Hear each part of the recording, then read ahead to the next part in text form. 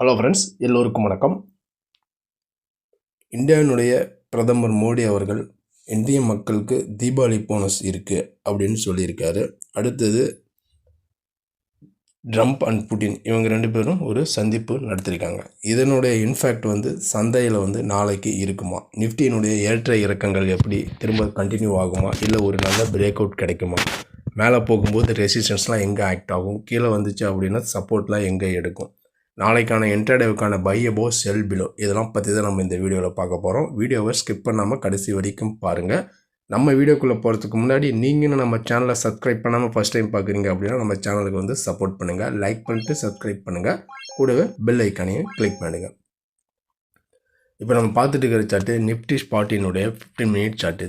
இது பார்த்திங்க அப்படின்னா மார்க்கெட் லாஸ்ட்டு 2 டேஸ் பார்த்தோம் அப்படின்னா ஒரு சைட்வேஸ் மூவ்மெண்ட் தான். பெரிய ஏற்றமும் இல்லை, பெரிய இறக்கமும் இல்லை, ஒரு ரேஞ்ச் பாண்டாகவே பார்த்திங்க அப்படின்னா சுற்றிட்டு இருக்கு.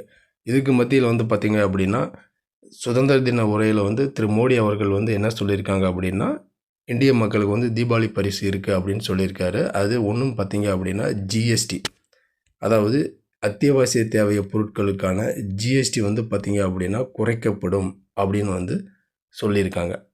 இப்போ இருக்கக்கூடிய ஜிஎஸ்டி ஸ்லாபில் இருந்து சில மாற்றங்கள் வரலாம் அப்படிங்கிற ஒரு நியூஸ் தான் இது சொல்லிகிட்டு இருக்காங்க. அடுத்தது புட்டினும் ட்ரம்பினுடைய சந்திப்பில் ஒரு பெரிய முன்னேற்றமும் இல்லை.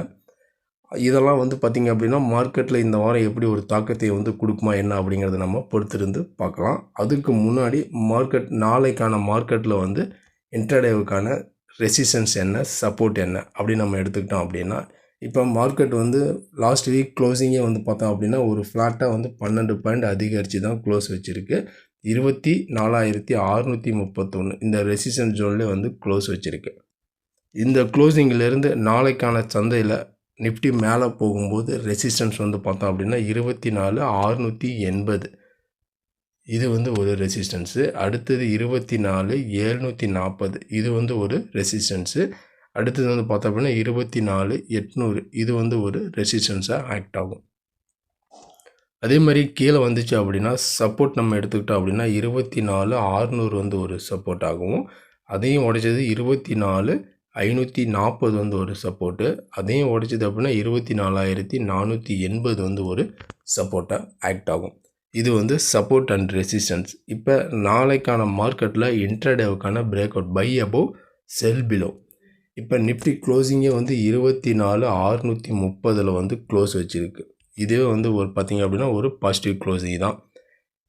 இப்போ இந்த லெவல்ஸ், அதாவது 24,680 இந்த லெவலுக்கு மேலே மார்க்கெட் சஸ்டெயின் ஆகுங்கிற பட்சத்தில் நம்ம பையிங்கை கன்சிடர் பண்ணலாம்.